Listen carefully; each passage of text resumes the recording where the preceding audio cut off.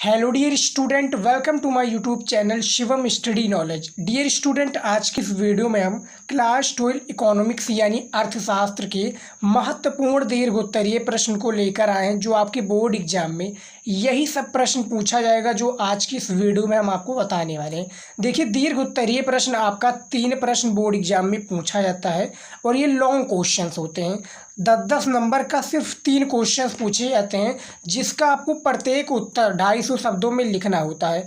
तो आज हम महत्वपूर्ण जो बोर्ड एग्जाम में पूछे जाते हैं उसी को हम दीर्घोत्तरीय प्रश्न को लेकर आए इस वीडियो में। तो वीडियो को लास्ट तक आप लोग जरूर देखिएगा। चैनल पर यदि आप हमारे नए हैं तो अभी हमारे चैनल को सब्सक्राइब कर लीजिए, क्योंकि हम बोर्ड एग्जाम की तैयारी कराते हैं क्लास 12 आर्ट्स के रिलेटेड। तो चलिए शुरू करते हैं और सभी प्रश्नों को एक एक करके देखते हैं। देखिए, सबसे पहला जो प्रश्न है आपकी स्क्रीन पर स्टूडेंट, अर्थशास्त्र का। देखिए क्या है पहला प्रश्न। भुगतान संतुलन से आप क्या समझते हैं? भुगतान संतुलन और व्यापार संतुलन में भेद कीजिए। सबसे पहले आपको बताना है कि भुगतान संतुलन से आप क्या समझते हैं, क्योंकि भैया दीर्घ यानी विस्तृत उत्तरीय प्रश्न है और भुगतान संतुलन और व्यापार संतुलन में आपको भेद करना है। देखिए 2014 में प्रश्न आया था, 16 में आया था, 17 में आया था और 2022 में ये आया था प्रश्न। देखिए इसका आंसर आपको बुक में मिल जाएगा, अपने विद्या क्वेश्चन में भी इसका आंसर आपको देखने को मिल जाएगा। तो इसका आंसर आप लिख करिए। काफ़ी स्टूडेंट कमेंट करते हैं कि सर जो हमारा लॉन्ग क्वेश्चन है यानी दीर्घोत्तरीय क्वेश्चन है, इसको हम किस तरह से याद करें? तो भैया इसको याद करने का सबसे आसान ट्रिक ये है, इससे आपका 2 फ़ायदा होगा। एक फ़ायदा ये होगा कि आपकी जो राइटिंग है वो इम्प्रूव होगी, दूसरा आपका होगा प्रश्न बहुत जल्दी याद हो जाएंगे। तो आपको करना क्या है? करना कुछ नहीं है, आपको जो भी प्रश्न का आंसर याद करना हो उस प्रश्न का आंसर आप क्या कीजिए, 3-4 लाइन याद कीजिए, उसके बाद में लिख दीजिए, उसके बाद में फिर याद कीजिए, लिख दीजिए। तो इससे क्या होगा, आपकी राइटिंग भी इम्प्रूव होगी और जितना आप याद किए होंगे उसको लिख देंगे तो सारा जल्दी क्वेश्चंस का आंसर आने लगेगा। तो ये आपको याद रखना है। और मैं जितने भी प्रश्न इस वीडियो में आपको अर्थशास्त्र का बता रहा हूँ, आपसे रिक्वेस्ट है इन सभी प्रश्नों को आप कॉपी में नोट कर लीजिए, बाद में आप विद्या क्वेश्चंस में लाइएगा। क्योंकि काफ़ी स्टूडेंट का कॉमेंट था कि सर वीडियो बनाइए किस पर, महत्वपूर्ण दीर्घोत्तरीय प्रश्न पर। उसके बाद देखिए दूसरा प्रश्न क्या पूछा गया है। दूसरा प्रश्न देखिए, विदेशी विनिमय दर की पूर्ति में परिवर्तन को उचित आरेखों द्वारा बताइए। क्या है? जो विदेशी विनिमय दर है इसकी पूर्ति के जो परिवर्तन को उचित आरेख यानी चित्र के द्वारा आपको, आरेख के द्वारा क्या है बताना है, आपको समझाना है। यहाँ पर देखिए 10 नंबर का प्रश्न है और 3 ही प्रश्न पूछे जाते हैं और 30 नंबर आपका तुरंत कंफर्म हो जाता है। एक प्रश्न आपको मिनिमम 250 शब्दों में लिखना है, उसका आंसर आपको देना है। देखिए इसका आंसर काफ़ी स्टूडेंट सोच रहे होंगे कि सर क्वेश्चन तो बता रहे हैं इंपॉर्टेंट, लेकिन इसका आंसर क्यों नहीं बता रहे हैं? तो भैया आंसर हम इसलिए नहीं बताते हैं क्योंकि इसका आंसर यदि हम बताने बैठ जाएंगे तो ये वीडियो 3 घंटे का बन जाएगा। क्योंकि जितना मैं इंपॉर्टेंट प्रश्न बता रहा हूँ, एक प्रश्न का आंसर 250 वर्ड में मिनिमम देना ही देना है। क्योंकि एग्जामिनर को 2 से 250 आपको शब्दों में लिखना ही लिखना है। तीसरा प्रश्न देखिए, यदि कुल प्राप्तियां क्या है, यदि कुल प्राप्तियां रुपया 3000 करोड़ है और कुल व्यय 4200 करोड़ है, तब बजटीय घाटा कितना होगा? यहाँ पर आप देखिए, पहले प्रश्न को पढ़िए। काफ़ी स्टूडेंट यही गलती करते हैं। बोर्ड एग्जाम में क्या होता है, अथवा करके प्रश्न पूछा जाता है। चाहे आप ऊपर वाला ये कर दीजिए, चाहे आप नीचे वाला कर दीजिए। तो यहाँ पर ये 2022 में प्रश्न पूछा गया था, 2022 और 23 में यानी पिछले साल ही ये प्रश्न पूछा गया था कि यदि कुल प्राप्तियाँ 3000 करोड़ है और कुल व्यय 4200 करोड़ है तो बजटीय घाटा कितना होगा? इसका आंसर आप दे दीजिएगा। चौथा प्रश्न देखिए क्या है, न्यून मांग की समस्या से आप क्या समझते हैं? जो न्यून मांग है इसकी समस्या से आप क्या समझते हैं? शासकीय नीति में परिवर्तन से इसे कैसे सुधारा जा सकता है? सबसे पहले यहाँ पर आपको क्या देना है, यहाँ इसका परिभाषा देना है कि इससे आप क्या समझते हैं। उसके बाद में जो शासकीय नीति है इसमें क्या है, शासकीय नीति में परिवर्तन से इसे कैसे सुधारा जा सकता है, इसके बारे में आपको बताना है। इसको भी आप नोट कर लीजिए। और देखिए न्यू विद्या क्वेश्चंस आया गया है, तो आप मार्केट से जाइए ले आइए, उसी से तैयारी इस समय बोर्ड एग्जाम की कराई जाएगी, क्योंकि बोर्ड एग्जाम में विद्या क्वेश्चंस इंपॉर्टेंट है आपके बोर्ड एग्जाम के लिए। उसी से आप हर सब्जेक्ट की तैयारी कीजिए। बोर्ड एग्जाम में आपके काफ़ी अच्छे परसेंटेज उठेंगे। 95+ मार्क यदि आप लाना चाहते हैं तो विद्या क्वेश्चंस को ले आइए। और मैं जितने भी दीर्घ उत्तरीय यानी अर्थशास्त्र के जितने भी दीर्घ उत्तरीय प्रश्नों को बता रहा हूँ, आप एक एक करके नोट करते चलिए। 5वां प्रश्न देखिए क्या है, गुणक से क्या तात्पर्य है, इसकी क्रियाविधि को समझाइए। जो गुणक है, गुणक भी एक एक देखिए, हर एक चैप्टर के हम एक प्रश्न को लेकर आए हैं। तो गुणक से क्या तात्पर्य है, इसकी क्रियाविधि को समझाइए। देखिए 2019 और 2020 में ये प्रश्न आया था, गुणक से क्या तात्पर्य है। इसको भी आप लिस्ट तैयार कर लीजिएगा, बहुत ही ज़्यादा इम्पोर्टेंट प्रश्न है। उसके बाद में देखिए हमारा 6 नंबर प्रश्न आ चुका है, आय और उत्पादन पर समग्र मांग में परिवर्तन के प्रभाव की व्याख्या कीजिए। क्या है, आय और उत्पादन पर समग्र मांग में परिवर्तन के क्या है प्रभाव की व्याख्या करना है आपको। 2020 में प्रश्न आया था, इसको भी आप नोट कर लीजिए कॉपी में। सारे क्वेश्चंस आप नोट कर लेंगे तो इससे आपका 2 फायदा होगा। मैंने बताया था आपको क्या है, एक राइटिंग इंप्रूव होगी और इससे क्या होगा, आपको क्वेश्चंस भी याद होंगे, ताकि आपका 10 नंबर छूटे ना बोर्ड एग्जाम में। आपको पता होगा स्टूडेंट एक एक नंबर से क्या है, एक एक नंबर से बच्चे फेल हो जाते हैं, एक नंबर से टॉपर बन जाते हैं।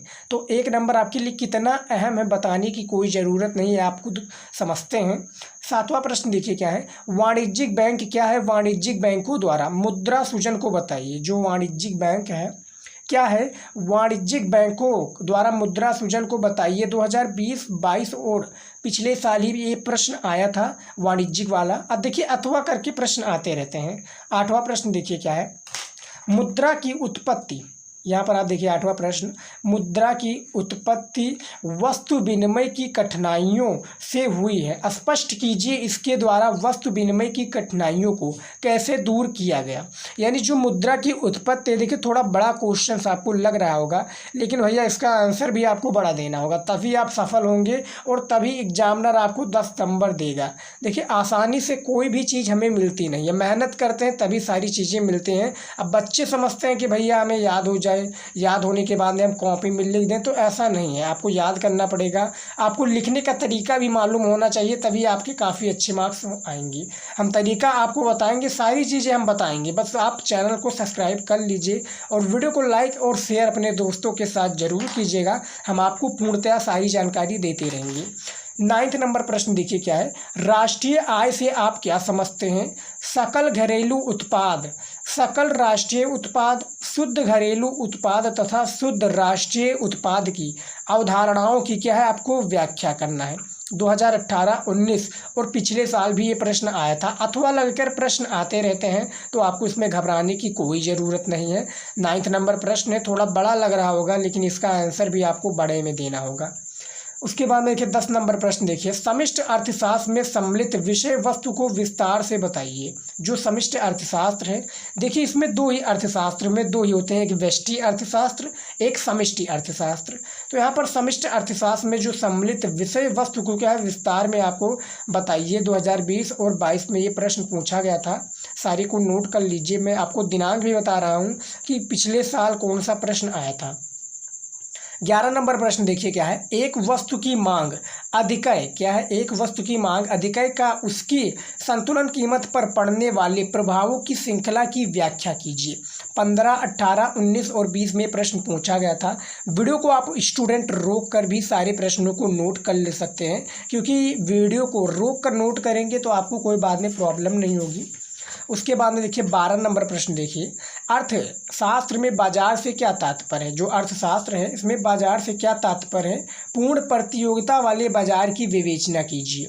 2011, 12 और 23 में प्रश्न पूछा गया था, अर्थशास्त्र से बाजार के क्या तात्पर्य है। सबसे पहले क्या है कि जो दीर्घ उत्तरीय प्रश्न होते हैं इसमें फ़र्क इतना होता है कि आपको 250 शब्दों में इसका आंसर देना होता है, और थोड़ा बड़ा में प्रश्न पूछ लिया जाता है, तो आंसर भी बड़ा में देना होगा। 10 नंबर का प्रश्न है और 100 नंबर का पूर्णांक है आपका अर्थशास्त्र का। तो यहाँ पर आपको सबसे पहले इसका क्या है तात्पर्य क्या है, यानी परिभाषा देना होगा कि बाजार या अर्थव्यवस्था की बाजार से क्या तात्पर्य है। यहाँ पर उसको क्या है परिभाषा देना होगा। पूर्ण प्रतियोगिता वाले बाजार की विवेचना कीजिए, यानी आपको 2 प्रश्न इसमें बन जाते हैं, दोनों को इसका आंसर देना है। 13 नंबर प्रश्न देखिए क्या है, आपूर्ण क्या है, आपूर्ति का नियम क्या है, आपूर्ति का नियम क्या है, आपूर्ति को प्रभावित करने वाले प्रमुख कारणों क्या है, प्रमुख कारकों का वर्णन कीजिए। 2020 और 22 में प्रश्न पूछा गया था। 14 नंबर प्रश्न देखिए, सम विच्छेद बिंदु एवं उत्पादन बंद बिंदु से क्या आशय है। जो सम विच्छेद बिंदु है एवं उत्पादन बंद बिंदु से क्या आशय है, चित्र की सहायता से समझाइए। देखिए अर्थशास्त्र में क्या है, अर्थशास्त्र एक ऐसा आपका सब्जेक्ट है जिसमें आपको मैथमेटिक्स से लेकर अर्थव्यवस्था और सारी चीज़ें जो हमारे अर्थव्यवस्था पर डिपेंड है, पूरा कैलकुलेशन के बाद में आपको समझाना पड़ेगा एग्जामिनर को। क्या होता है कि सम जो आपका ये प्रश्न पूछा गया है 14 नंबर कि सम विच्छेद बिंदु एवं उत्पादन बिंदु क्या है, उत्पादन बंद बिंदु से क्या आशय है। यहाँ पर आपको बताना है चित्र की सहायता से, यानी चित्र बनाकर आपको समझाना पड़ेगा। तो इसका आंसर भी आपको विद्या क्वेश्चंस मिल जाएंगे, अन्यथा आपको बुक में भी देखने को मिल जाएगा, तो वहाँ पर आप सारी चीज़ें समझ सकते हैं।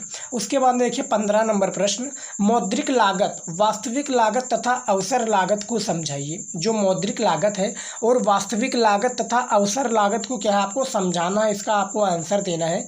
देखिए स्टूडेंट बैकग्राउंड में जो है वॉइस आ रही होगी काफ़ी, तो इसको प्लीज़ आप लोग इग्नोर कीजिएगा, क्योंकि जो लकड़ियों में जो वॉइस नहीं होती, जो लकड़ियों में जो कीड़े मकोड़े होते हैं, वही इनकी आवाज़ें क्या है फेंक रही हैं, वही आवाज़ ये प्रस्तुत कर रही हैं। तो प्लीज़ इनको आप इग्नोर कीजिएगा, हमारी बातों पर ध्यान दीजिए और इम्पोर्टेंट प्रश्नों को नोट करते चलिए।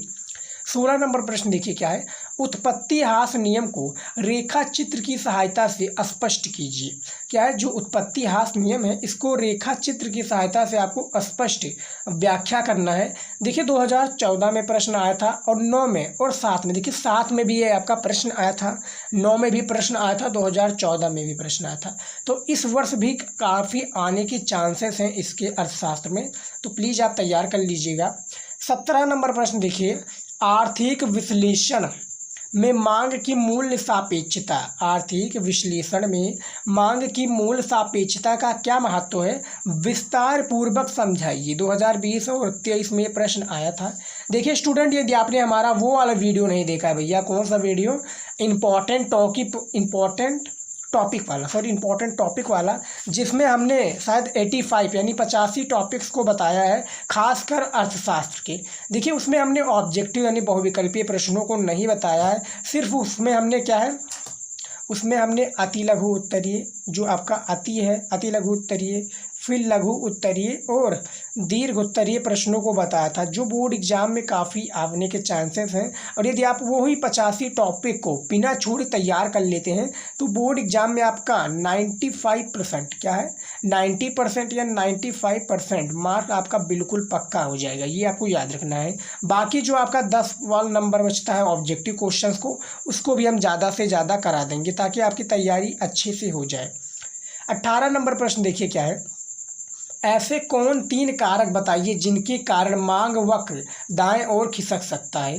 इसमें क्या है, हमें 3 कोई कारण बताना है। बेसिकली ये आपका दीर्घ उत्तरीय प्रश्न है, 10 नंबर वाला प्रश्न है, तो इसमें आपको 3 कारण, बहुत ही मजबूत कारण देना होगा, जिसमें आपको 75 शब्दों का योगदान देना होगा। तो 3 कारण आपको बताना है जिनके कारण मांग वक्र के क्या है दाएँ खिसक जाता है। उसके बाद में देखिए 19 नंबर प्रश्न, तुष्टिगुण से क्या आप समझते हैं, क्या है तुष्टिगुण से आप क्या समझते हैं, इसके मापन हेतु निर्धारित विधियों की संक्षिप्त व्याख्या कीजिए। जो निर्धारित विधियां हैं इसकी आपको संक्षिप्त में व्याख्या करना है। 2014, 15 और 18 में ये प्रश्न महत्वपूर्ण पूछा गया था, तो इसको आप तैयार कर लीजिएगा और लिख लीजिए कॉपी में, क्योंकि बहुत ही ज़्यादा इम्पोर्टेंट है और बहुत ही ज़्यादा रिसर्च करने पे सारे प्रश्नों को मिला है। 20 नंबर प्रश्न देखिए क्या है, केंद्रीकृत बाजार एवं मिश्रित अर्थव्यवस्था के मध्य अंतर स्पष्ट कीजिए। जो आपका केंद्रीकृत बाजार है और मिश्रित अर्थव्यवस्था जो है, इसमें मध्य क्या है आपको डिफरेंस बताना है, अंतर स्पष्ट करना है।